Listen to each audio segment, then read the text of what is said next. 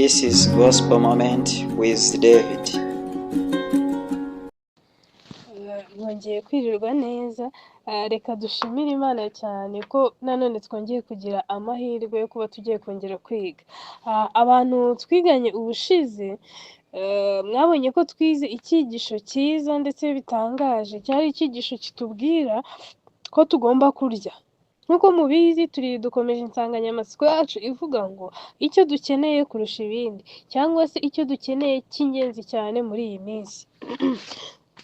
Twakomeje tubona uburyo abantu benshi bagiye kurimbuka cyangwa se bazabura ubuzima bwabo by'iteka ryose bitewe n'uko nta basic need bafite.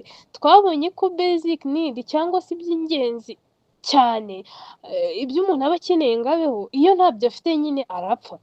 Rero twatangiye tubona icyerekeranye no kurya, aho ngiye kubasomera isomo turi buze gusanga mu gice cya 6 cya Yohana ku murongo wa 35.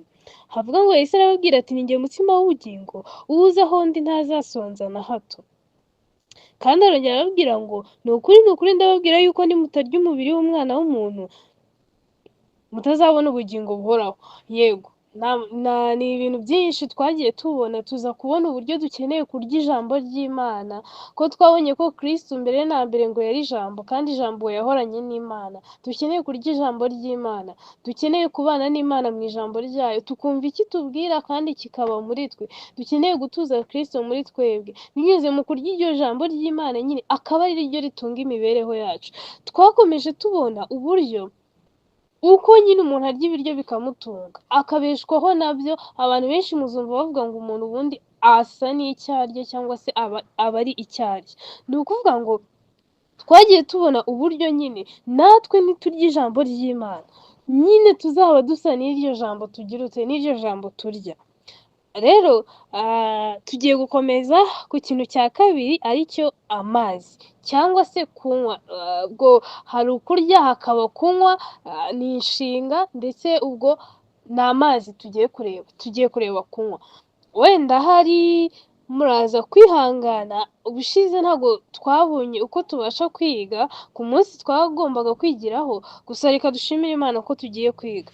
Ntabwo nifuza kuza gutwara igihe kinini kiri buze kurambirana, ariko abo turi kumwe cyangwa se ababashije kuboneka, ndabinginze kugira ngo tube hamwe kandi dukomeze gusaba Imana cyane kugira ngo ikomeze kuduha ubwenge bwo gukora ibyo ishaka. Kandi aya magambo abereho kudukiza no kuzatuma tugera ku cyiza twifuza. Rero mbere y'uko dukomeza, reka mbasabe mwicishe bugufi dusenge Imana. Turagushimiye Data wa twese uri mu ijuru, kuri Imana ikomeye, ukaba wongeye kudutiza ubugingo, ukaba wongeye kudutiza amagara kugira ngo tubashe kumva imiburo yawe. Uwiteka watwihanganiye kenshi, tubyuka twumva abapfuye, tukirirwa twumva abapfuye, ariko twe ukaba ukitubeshejeho. Uracyaduha andi mahirwe, uracyadutegereje Mwami kugira ngo duhindukire. Uwiteka ndakwinginze, amahirwe uri kuduha uduhe kuyakoresha neza. Mwami Imana nyir'impuhwe, turinde kuzisanga turi kwigarura kandi amazi yarenze inkombe. Uri Imana ikomeye, uhire gusomwa kw'ijambo ryawe, kandi ndakwinginze cyane ngo imitima yacu ihugukire iby'ijuru. Duhe gushaka ibyawe Mwami nk'abashaka ifeza, kandi ndakwinginze cyane uturinde gucika intege, ahubwo utwambike imbaraga. Kiza ubugingo bwacu, ukize Mwami Imana nyir'impuhwe imibereho yacu, Mwami yanizwe n'icyaha. Ndakwinginze ngo uduhe gukizwa nawe kandi uduhe kunesherezwa nawe. Nukubane natwe muri aka kanya, kandi Umwuka Wera akorere mu bari bwumve, nanjye uri buvuge ankoreremo. Nuko Mwami Imana nyir'impuhwe, byose bibereho kuguhesha icyubahiro, kandi Mwami uzaduha ingororano yo kubona ubugingo buhoraho. Tubigusabye tubyizeye mu izina rya Yesu, amen. Yego, tugiye kwiga kunywa cyangwa se tugiye kwiga amazi.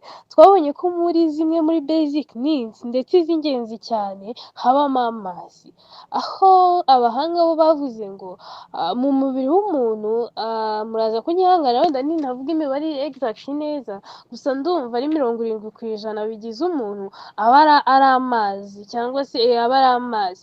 Bishatse kuvuga iki rero? Amazi ni ikintu cy'ingenzi mu buzima bw'umuntu, nacyo kiri mu bintu byafashwe bishyirwa muri basic needs, ku buryo nyine iyo umuntu akibuze abasha kugira abasha kubura ubuzima bwe cyangwa se akaba yapfa. Rero turaza kubona ko n'iyo bagiye guteka ibiryo, iyo bagiye nyine hakenerwa amazi. Uyu munsi rero ndaza kugira ngo tuze kwibanda ku bitekerezo bibiri bitangaje. Igitekerezo cya mbere turi buze kwibandaho ni igitekerezo turi buze gusanga muri Yohana mu gice cya 4 kuva ku murongo wa 7. Ni igitekerezo kirekire kiza kugera ku murongo wa 39, ndetse n'igitekerezo turi buze gusanga mu Bacamanza mu gice cya 7 kuva ku murongo wa 5 kugeza ku murongo wa 6. Ndabinginze cyane ngo tuze kubana. Yego. Iyo dusomye nanone mu isomo ryacu twagiye dukunda gusoma, ndetse ntekereza ko dushobora no kuzarangiza iyi nsanganyamatsiko yacu buri gihe turiheraho. Isomo tubona muri Yesaya mu gice cyaho cya 55, duhereye ku murongo turaza gusoma ku murongo wa mbere uyu munsi. Ni isomo twakunze kwibandaho kugira ngo nanone uko tuyisoma ariko tujye turushaho kuritekerezaho, twumve nyine urukundo rw'Imana n'icyo yari turarikira gukora. Ku murongo wa mbere haranditse ngo, yemwe abafite inyota nimuze ku mazi, kandi n'udafite ifeza nawe naze, nimuze mugure murye, nimuze mugure vino n'amata mudatanze ifeza cyangwa ibindi biguzi. Bakomeza baza ngo, ni iki gituma mutanga ifeza muri kugura ibitagira umumaro, kandi hano hari ibyo turi kubasaba ngo muze noneho mudatanze n'iyo feza mubifatire ubuntu. Twakomeje tubona uburyo igitambo cya Kristo cyatanzwe ku buntu, kandi agakiza k'umuntu kaboneka nta mbaraga wabishyizemo, nta we kugenda ngo yumve ko hari ikizamukiza. Abantu benshi tuzi ko iyo wenda ugiye guhembesha umuntu cyangwa se ushaka ko umuntu agukorera ikintu, ushaka kuza ukamubwira ati, mama rwose urabona natunganyije mu nzu, nakoze ibi, cyangwa na bosi wawe ukamubwira ati, rwose navunitse, ihangane nawe rwose umpe umushahara unyongerere, n'ibindi byinshi nyine. Ariko twabonye ko kugira ngo umuntu abone agakiza, nta kintu na kimwe akwiriye kuzana imbere y'Imana avuga ngo, none Mana nakoze ibi n'ibi, none mbabarira ungirire gutya. Hoya, ahubwo umuntu we agomba kwiha Imana akavuga ati, njye ntacyo ndicyo, nyuma yo kubona ko ntacyo ndicyo ndakwihaye kugira ngo ugire ute unkoresha. Rero tugiye mu gitekerezo cyacu. Yohana igice cyaho cya 4 ku murongo waho turera ku murongo wa 7. Ndagira ngo tujyane, ngiye kunyuramo nihuta, mufate Bibiliya zanyu tuze gufatanya. Ni igitekerezo cy'umusamariyakazi. Uyu musamariyakazi tuza kubona amateka ye, ndetse tuza kubona hano, ntabwo ndi buze kuyanyuramo, gusa igihari cyo ni uko uyu musamariyakazi, tuzi ko ubwoko bw'abasamariyakazi bwanenwaga n'Abisirayeli, ndetse Abisirayeli nyine babufata nk'ubwoko bwanduye butatoranyijwe n'Imana n'ibindi nk'ibyo ngibyo. Rero tuza kubona ku murongo wa 7 iki gitekerezo guhera ku murongo wacyo wa mbere, tuza kubona uyu musamariyakazi aza kuvoma ku mugezi, ndetse tuza kubona Kristo ahamusanga, tuza kubona n'ikiganiro bagiranye. Rero ndifuza ko dusoma. Haranditse ngo, umusamariyakazi aza kuvoma, Yesu aramubwira ati, mutuzi two kunywa. Ku murongo wa 9, umusamariyakazi aramusubiza ati, ko uri umuyuda nkaba umusamariyakazi, uransaba amazi ute? Tubonye amazi rero, kandi amazi niyo tugiye kureba nka basic need yacu ya kabiri. Kandi hano turi kureba basic need umuntu nyine agomba kuba yujuje, agomba kuba afite kugira ngo abone ubugingo bugize ute buhoraho. Nyine ni ibintu umuntu akeneye, ni ibintu umuntu abibuze nyine birangira nyine umuntu apfuye. Kandi hano turi kureba mu buryo buri spiritual cyangwa se mu buryo bw'umwuka. Bishatse kuvuga ngo nyine ibi bintu nibyo mu isi dusanzwe tubibura, n'ubundi umuntu abibuze yapfa. Ni ukuvuga ngo na hano nyine mu buryo bw'umwuka cyangwa se mu buryo bw'iby'Imana, nitubibura nyine umuntu arapfa. Ushobora gupfa uhagaze, ariko biba bivuze ko nyine uzanapfa by'iteka ryose. Hano rero tubonye umusamariya asubiza Yesu ati, kuri umuyuda, njye nkaba ndi umusamariya, ni gute ko utinyutse no kunsaba amazi yo kunywa? Yesu aramusubiza ati, nyine hano batubwiye ngo icyatumye abaza cyo ni uko nyine abayuda banenaga iki abasamariya. Yibaza rero, uyu muntu uri kuza kunsaba amazi biti? Noneho ku murongo wa 10 Yesu aramusubiza ati, iyaba wari uzi impano y'Imana ukamenya n'ugusabye amazi uwo ari we, nawe uba umusabye nawe akaguha amazi y'ubugingo. Amazi y'ubugingo niyo tugiye kwiga. tuzi amazi asanzwe tunywa, uzarebe nk'iyo umuntu afite inyota, ntago ajya agira limitation y'amazi wenda ari bunywe cyangwa ayo atari bunywe.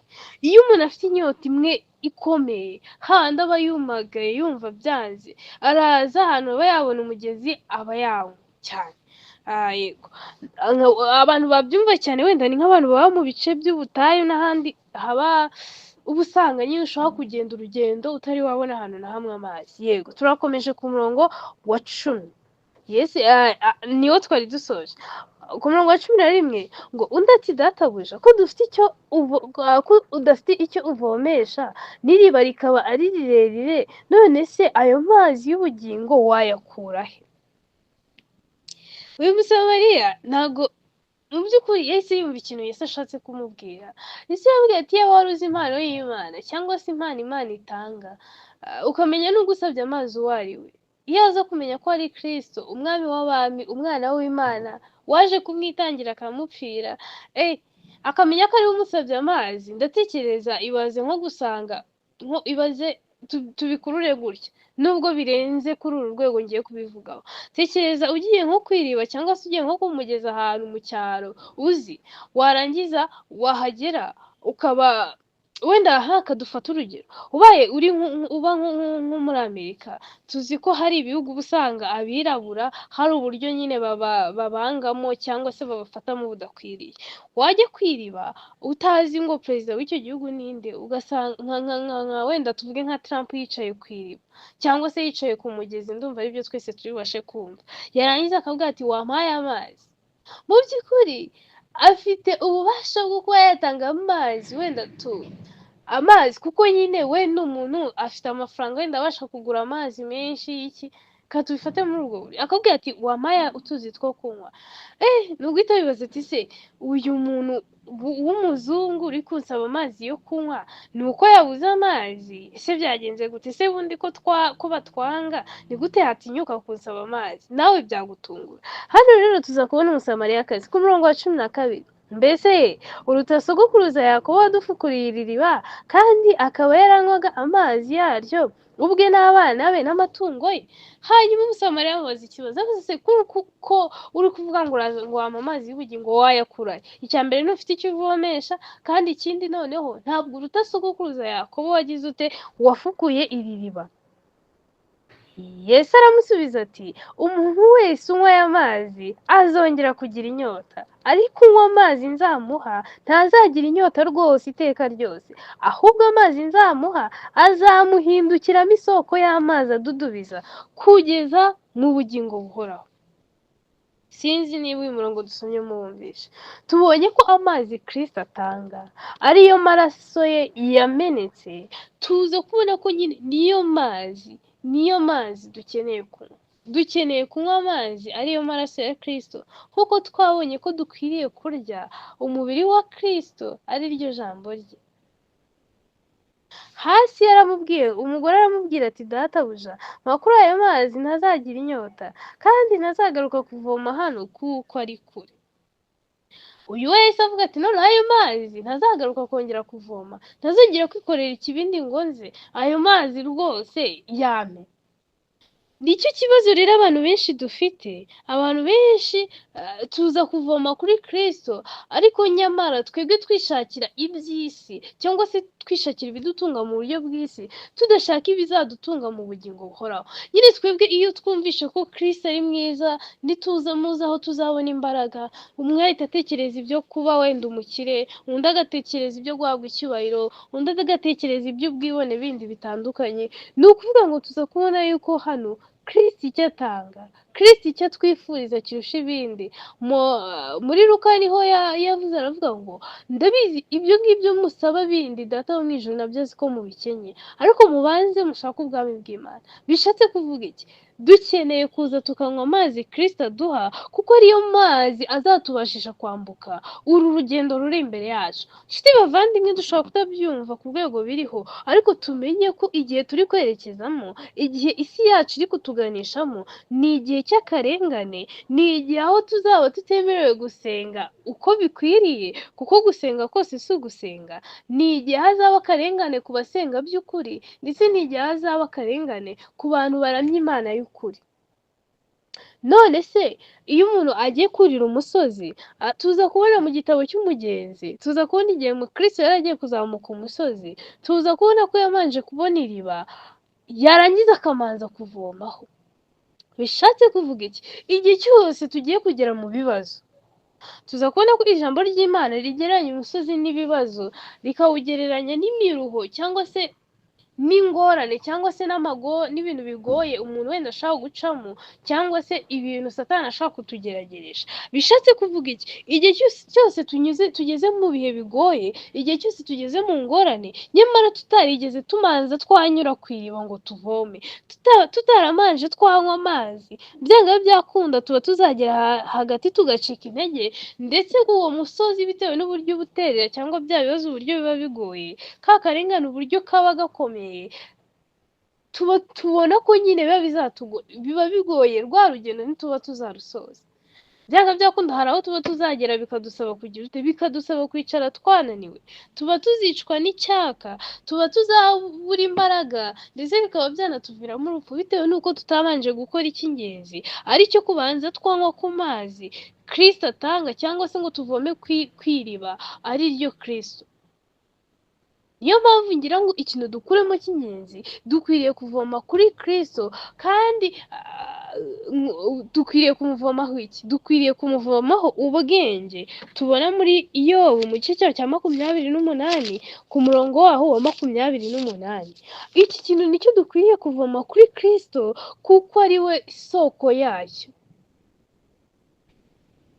Wenda ahandi hashobora ikidendezi cy'amazi gishobora gukama, n'ahantu wenda hari amazi runaka bavomeye mashobora gukama, ikigega ushobora kuvoma amazi yacyo agakama, ariko Kristo we kuko ari isoko ihora itembamo amazi.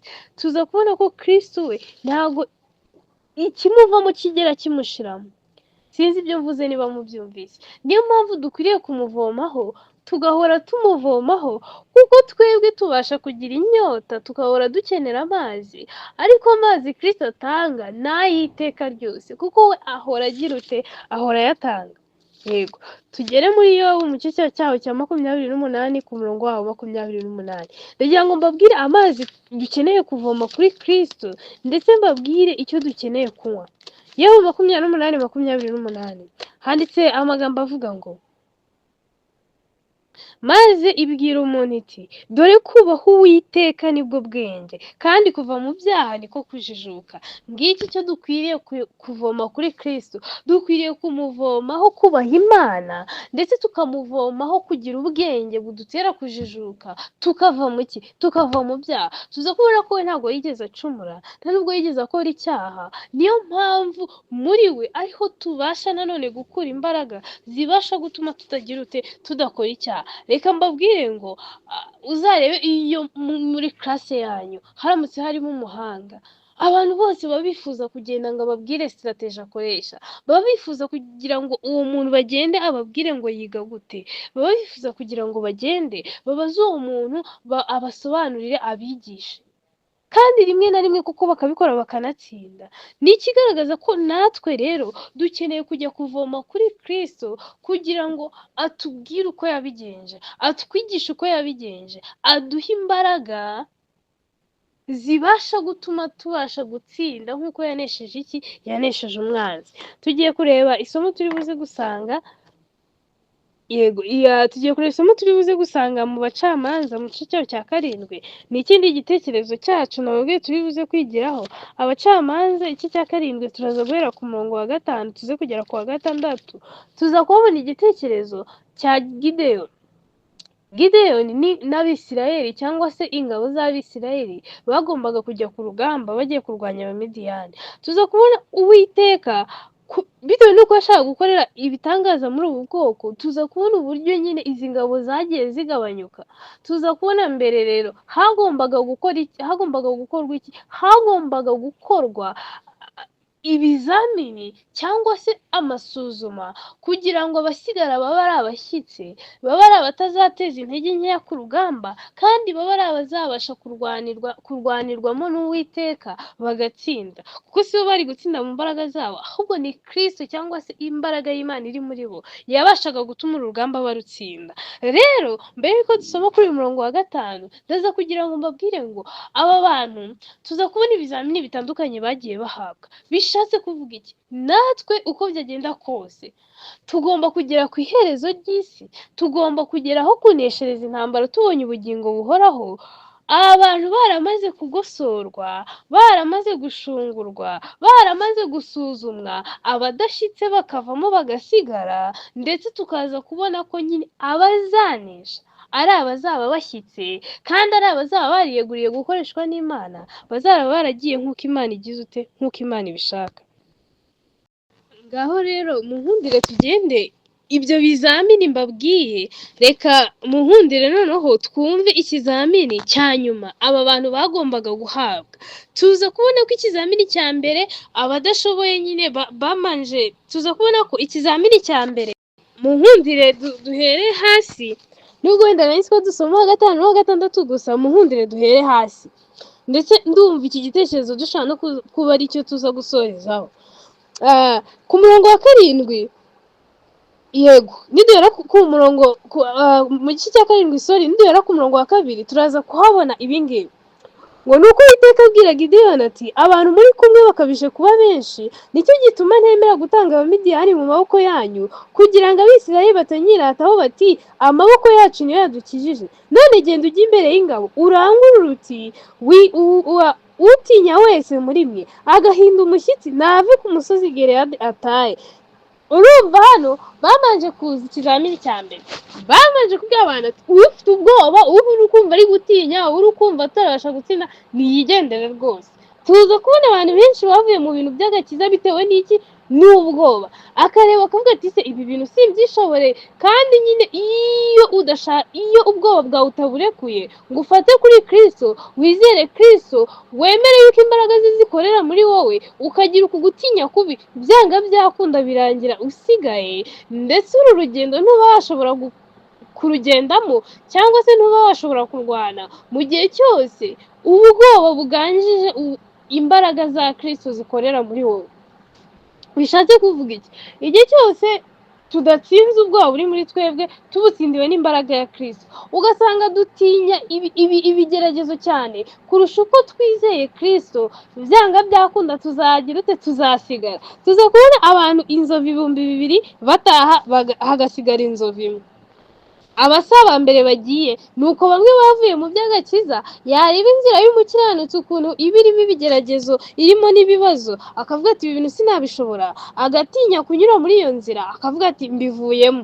Abo baragiye. Tuza kubona ku murongo wa 4, Uwiteka ahera akabwira Gideyoni ati, abantu baracyakabije kuba benshi, manukana nabo mujye ku mugezi mbakugeragerezeyo. Ikintu cya kabiri rero ari nacyo cyaje kuba icya nyuma, ndetse hano hejuru tuza kubona turaza gukomeza kubona, yego dukomeze. Bageze ku mugezi nicyo tugiye kubona ngo nuko uwo ndi bukubwire ko ari we mujyana abe ari we mujyana, kandi uwo ndi bukubwire ntimujyane ntagende. Nuko manukana n'abo bantu bajya ku mugezi. Uwiteka abwira Gideyoni ati, umuntu wese uri bujabagiza amazi ururimi nk'imbwa umushyire ukwe. Ikintu gikomeye, tuzi ko itungo ry'imbwa ni rya rindi risubira ku birutsi byaryo, cyangwa se ni cya kintu gishobora ni ya nyamaswa niba iri ibintu ikabiruka, nyine imaze kuba warutse ibintu byakuguye nabi ukabiruka kuko ari bibi, warangiza mu kanya noneho ukaza kubisubiraho kongera ukajya kubirya. Tubitekereze neza. Noneho abana bantu utekereze iyo uri kunywa amazi uri kuyajabagiza ururimi nk'uko hano biri bitubwira, byanga byakunda uyaciramo, ndetse hari n'asubiramo nyine.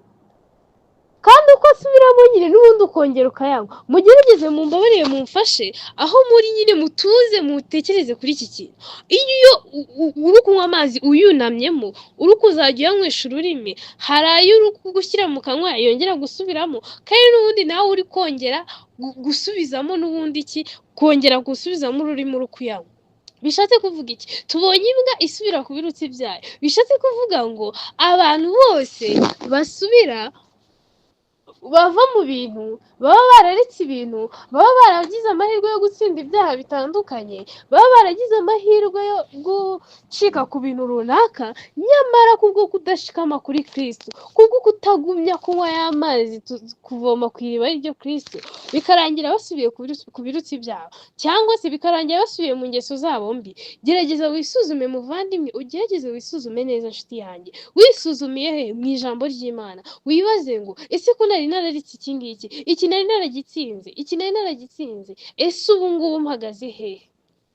Hari ubwo uzasanga wari wararetse kureba filimi none wabisubiyemo, wari wararetse kureba imipira none wabisubiyemo, wari wararetse kubeshya wabisubiyemo, wari wararetse gutukana none ubu ngubu usigaye nanone wongera ukabikora. Reka nkubwire ngo hari igihe uzagerayo ku buryo utazabasha kugira ute, kuvayo. Kandi tubonye ko aba bantu bakoze ibi ngibi bari buze kunywa amazi bajabagije ururimi mu mazi, bagombaga kugira ute, bagombaga gusigara. Ariko Uwiteka aramubwira ngo umuntu ngo umubare w'abari ngo kandi uri bunywe apfukamye umushyire ukwe. Itandukaniro, iteka hagomba kuba iki? Itandukaniro. Kandi hagomba kuba iki? Inzira ebyiri zitandukanye. Aba ngaba bagombaga kunywa amazi mu buryo butemewe n'Imana, cyangwa se nk'imbwa, niko hano biriya yavuze, ntabwo ari njyewe ubyivugiye, ntaba umutukanyi. Bagombaga kujya ku ruhande rwabo, ndetse n'abantu bagombaga kunywa amazi bapfukamye, bagombaga kugira ute, bagombaga kujya nabo ku ruhande rwabo. Bishatse kuvuga iki?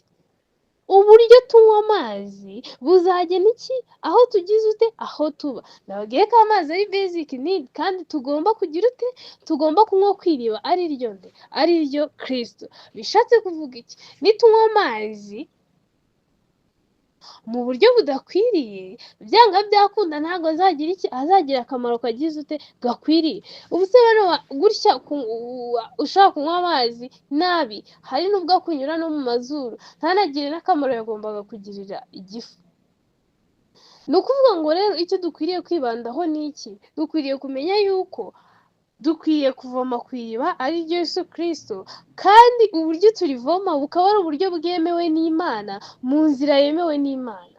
Ntabwo gusoma ijambo ryose ry'Imana ari ugusoma ijambo ry'Imana. Nshobora kuza nkarisoma nk'amateka, nshobora kuza nkarisoma kugira ngo nkuremo ibyo njya gutsindisha abandi, nshobora kuza nkarisoma kubera ko nyine barantoye bangira umudiyakoni, barantoye bangira umukuru w'itorero, none nyine ijambo nkwiriye kurisoma kugira ngo nyine nze kubona ibyo njya kubwira abantu, nze kubona ibyo nemeresha abantu gutanga amaturo, nze kubona ibyo nemeresha abantu iki ibi byose. Ariko reka mbabwire ngo niba dukwiriye nyine kuvoma ku isoko, dukwiriye kuvoma kuri Yesu Kristo. Bivuze ngo akantu gatoya twakwibeshaho kadakwiriye muri uku kuvoma kwacu kuri Yesu Kristo, bamwe twishakira ubutunzi, abandi twishakira kwemerwa n'ibyubahiro, abandi twishakira ubwibone, bivuze ngo nyine n'ubundi ntabwo bizatugirira umumaro, bizadutandukanya na wa muntu waje ashaka gukira, ashaka kubona ubugingo buhoraho, kuko byanga byakunda tuzaba mu mpande zitandukanye. Bishatse kuvuga iki? Wenda ngana no ku musozo, bishatse kuvuga iki? Bishatse kuvuga ngo dukwiriye iteka kuba kuri Kristo, dukwiriye iteka gukora nk'uko ashaka. Jya nkunda kubwira abantu ngo wenda sinzi abazi ibitabo by'indirimbo, yaba ibikoreshwa mu badive cyangwa se ibikoreshwa wenda mu bapentekote, kandi mbivuge gutyo, n'ahandi wenda bakoresha ibitabo by'indirimbo. Iyo bagiye kuririmba indirimbo, umuntu araza akavuga ati tugiye kuririmba indirimbo wenda y'150. Nakunda kubwira abantu ngo nje nkababwira ngo ubwo niba nari ngiye kubabwira indirimbo y'150, nkababwira ngo tugiye gukoresha indirimbo y'100 140. Urumva umubare nibeshyemo ni umubare umwe wonyine ari wo 4, ndetse wo hagati ni umubare umwe nibeshemo mu by'ukuri, ariko uyu mubare nibeshemo uratuma indirimbo yose ihinduka kandi ibe nta n'aho ihuriye na ya yindi nari ngiye kuvuga, ngira ngo dupointinge dukuremo iki kintu.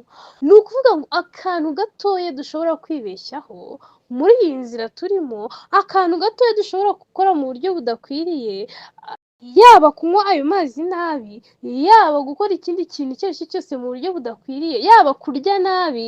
Niturya nabi nyine twabonye ko niturya nabi turagwingira, tubonye ko nitunywa nabi aya mazi byanga byakunda tuzatandukana na Kristo, kandi dushobora kwitwa ko ariwe soko turi kuvomaho.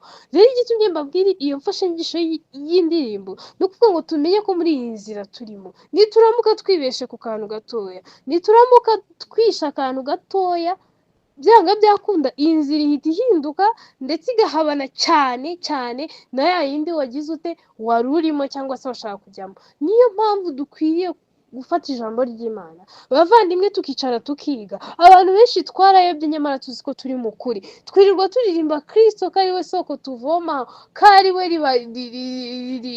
ritwuhira, cyangwa se ari we mazi abasha gukuhira imitima yacu, ariyo butaka. Nyamara turi kugira tukibeshya, ndetse kandi twamara kwibeshya twibwira ibitari byo, tukajya no kubeshya abandi, bikarangira twese tubaye abayobe. Ariko inshuti bavandimwe, tubitekerezeho cyane. Nitumara kubitekerezaho twisuzumiye mu ijambo ry'Imana.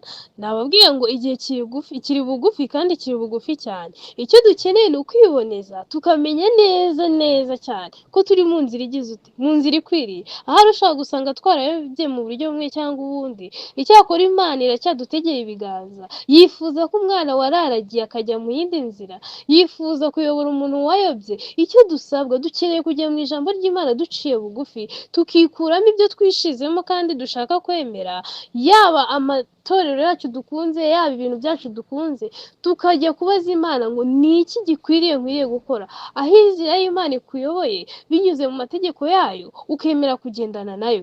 Kuko bavandimwe, mu minsi y'imperuka turimo, ndetse no mu gihe kirushijeho guheruka cy'akaga gakomeye, ikizatuma umuntu ahagarara adatsinzwe ni uguhagarara ku mategeko y'Imana. Yego uzarenganwa, yego uzahura n'ibibazo, ariko icy'ingenzi ni uko uzaba uzi ko umunyezaburi bavuze ngo ahari kurira kwararira umuntu, ariko bwaciki impundu zikavuga. Bishatse kuvuga iki? Turusheho kumenya icyo twifuza, niba ari ukuzagera mu ijoro, kuzabona ubugingo buhoraho. Dukeneye kunywa, dukeneye kurya, dukeneye kugira imyambaro twambara, dukeneye kugira aho tubarizwa. Bishatse kuvuga iki? Tuzakomeza tubona ubutaha, tuzabona imyambaro cyangwa se tuzabona umwenda. Ndetse mbinginga uko dukomeza kubana, Imana ikomeze kubaho kumva icyo dukwiriye kwiga, uko dukwiriye kuba tumeze muri iyi minsi ya nyuma. Ukibaza ngo iby'ukuri ni ibiki? Uyu ukambwira ibi nkumva ari byo, n'uriya akambwira ibi nkumva ari byo. Genda wicare wige, genda urye, kuko nutirira undi akakurira, byanga byakunda niwe uzibyibuhira, wowe ntuzabyibuha. N'ubundi nta kintu bizakumarira. Bishatse kuvuga iki? Dukeneye kunywa ku mazi ari ryo riba rituruka kuri Yesu Kristo, cyangwa se ari we Yesu Kristo. Nuko rero reka Imana iduhane umugisha mu izina rya Yesu. Mwicishe bugufi dusenge. Turagushimiye Data twese uri mu ijuru kubw'ijambo ryawe. Turakwinginze cyane ukomeze kutwambika imbaraga, duhe kumenya ukuri gukwiranye n'iki gihe, twambike imbaraga zikwiranye n'iki gihe. Uduhe kunesha nk'uko abakurambere bacu banesheje, duhe gutsinda nubwo byasaba kurenganwa, uduhe kuba mu ruhande rwawe, kuko uri Imana ikomeye. Ntitugusaba tugutegeka, turakwinginga. Turi abanyabyaha babi, ariko witeguye kutweza, kuko Kristo yapfuye kubw'ibyaha byacu. Nuko uhindure imitima yacu, kandi Mwami uturinde kwibeshya na gato ngo ahari tube twayoba. Utuyobore mu nzira ikwiriye, uduhe gukora ibyo wishimira. Tubigusabye tukwinginga kandi twizeye, kuko ari isezerano ryawe kubiduhaye, mu izina rya Yesu, amen.